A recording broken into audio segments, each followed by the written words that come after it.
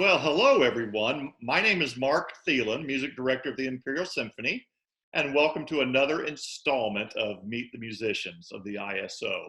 Well, tonight we have our principal clarinetist, George Linakis, and he's such a wonderful player, man. He's great when he has the right clarinet. Sometimes he picks up the wrong clarinet and bad things happen. But anyway, he usually rectifies that. At least not, I don't think you've done it in a concert, have you, George? No. No, okay. Rehearsal we can take, but yeah. But we may talk a little bit about that later, but yeah, he's responsible not just for one clarinet, but maybe a couple. So George, how's the virus treating you? Not bad. I've been very lucky. I've been staying in home. So my wife's been working from home for the last 7 weeks. They thought they had a possible case at her work, and all of a sudden it was the whole office was shut down and everybody was scrambling out. But my wife was doing jury duty that week, so she came back in the morning. I think it was a Friday, and within a couple hours they were moving the whole office out, and everybody's been working at home since then. So my wife works for the government. So everything can be done at home, thankfully. So she's not really missing any work. It makes it a little bit harder for us here. She's on meetings or calling clients. And my kids are doing school right now, online. So it doesn't leave a lot of time for me because there's not enough room. So a lot of my practicing has been on the back burner right now. And when I got the call from you a couple days ago, I scrambled around trying to find everything, and my chops are hurting a little bit right now.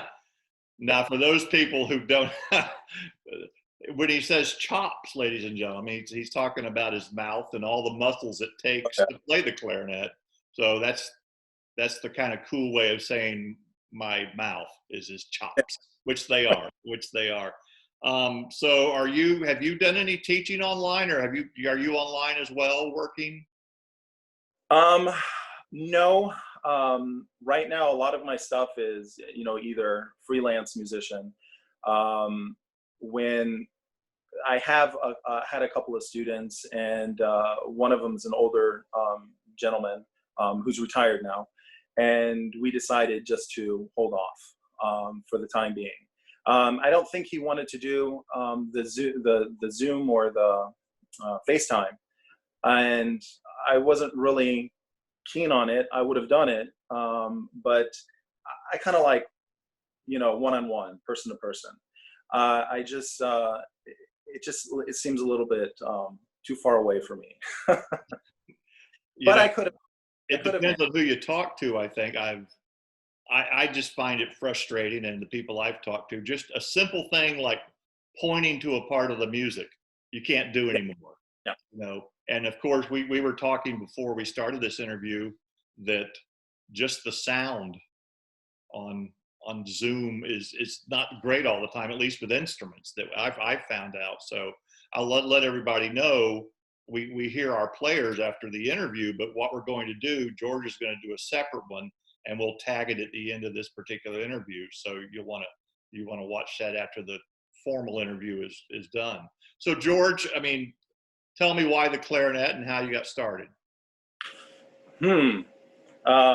Interesting. I didn't start on the clarinet.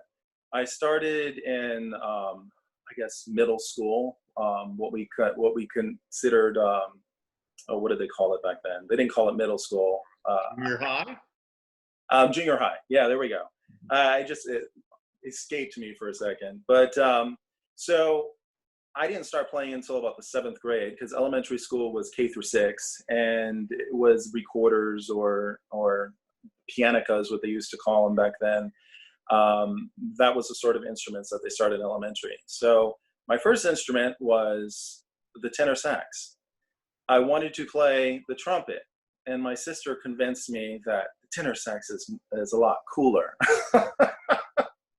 So I played for several years.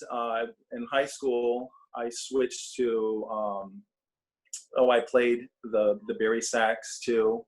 And I also, in order to get into, there's so many saxophone players. And in order to get into the top group for the wind ensemble, I picked up of all things, the contrabass clarinet. So I had never played clarinet before in my life.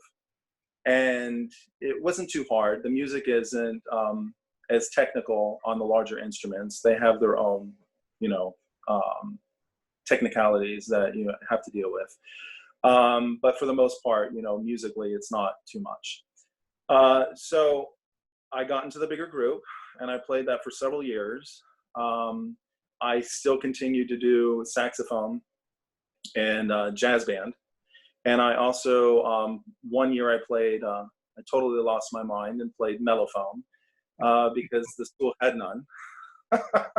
So a couple of the saxophone players switched for that 1 year to help out the band director. And where did you go to high school? I went to high school in Miami. I went to Coral Gables Senior High School. Okay. So at the time, it was you know, a really good school. It still is a good school. It had, I believe at the time, the only IB and AP program that was offered, and I don't know if it was Southern District, because Miami is broken up into several different, you know, different divisions. Not like here in Hillsborough County where it's one huge, you know, county. They have several separate school districts. Yeah. Miami. Other than that, I had never played the clarinet before. I bought one, oh gosh, from an antique show. And I saw one for $30 and convinced my parents to buy me one. So that's how I started clarinet. I auditioned and got a scholarship to Miami-Dade Community College, their music campus, which is in Kendall. And I played, of all things, on the contrabass clarinet, and they gave me full scholarship. And they told me, well, you do realize you have to play B-flat clarinet. And I said, yes. I kind of figured that. So I didn't start playing clarinet until I was almost 19, you know, 18, almost 19. I didn't have any lessons before. My parents couldn't afford them. So it was really my introduction into, you know, lessons and of course the theory, which I had none before. It was all very basic, you know, rudimentary stuff. So it was a learning experience, but it was fun. I actually had more fun when I went into college than I felt in high school. Believe it or not.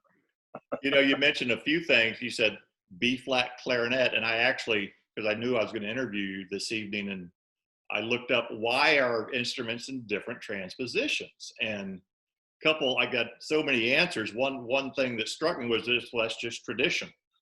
They've always been in B flat, but then I read, and it just makes sense that things just fall together easier for the instrument. They do. I guess scale-wise, you know, how it falls on the instrument, yes. I tend to take the approach too that the A clarinet tends to have a little bit of a darker sound than the B flat clarinet. The B flat clarinet is traditionally the one that, you know, everybody plays on for the most part. It's the most versatile one, and it's a little bit, I would say, brighter than the A, but it still has a nice dark sound depending on if you're looking for more of a German approach or a French approach. You know, a French approach tends to be a little bit brighter in sound. And then there's a C clarinet, which to me has a brighter sound altogether. And then, you know, as you go smaller, it becomes more and more, you know, I would say a little bit different character of sound. So there is you listening who maybe sing in the choir or have never been in a band or orchestra or played piano. A lot of you have played piano. Look at it like this. If I took out my violin and I played a middle C and George played a middle C on his clarinet, we would not sound like we're playing the right note. because his note would, what comes out of his instrument is a B flat. And you go, well, I don't understand that. Well, that's okay. You should see me trying to explain it to my music theory kids when they start talking about transposition. They just don't, it's kind of, their heads explode because it's hard to understand. So, well, George, man, you add so much to the orchestra, and we appreciate all the work you do for us. And a couple years ago, he klezmerized his instrument, and we had a wonderful Hanukkah overture with George playing, and that was a hoot, and it was loads of fun.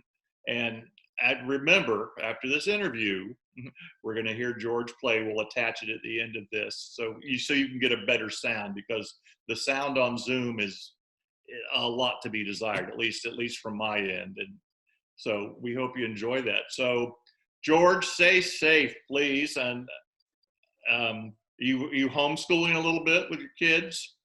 Oh my goodness, I'm very thankful that my kids are in high school. It's been rather challenging. There's a close friend of ours who has 2 kids in high school and 2 kids in elementary school. Ooh. So she has a total of 4 children, and the younger ones are the ones that need more of the help, of course. And so thankfully, both of my kids know what to do, except for, there might be a little bit of a confusion where the teacher submitted something and we didn't have the right program to open it up, or something wasn't opening correct. But as soon as we wrote back to the teacher, she or he, the one I was referring to was an incident that happened with a biology teacher. She was very nice, and we submitted it a separate way. And that was one of her concerns, is that are the kids able to, open up the material that I'm providing? So she said that she was having to provide it in several different platforms. That's the only problem that we've run into. But for the most part, now after about, I guess, what has it been, 4 or 5 weeks now, it's been better. So they've kind of learned exactly what needs to be done. Good. Well, as long as they're not in calculus, maybe you'll be all right. Son's in pre-calculus, so that's bad enough. All right, George. Well, you have a good evening, and thank you so much. And we look forward to your performance. Thank you so much. Thank you. Good night. Good night.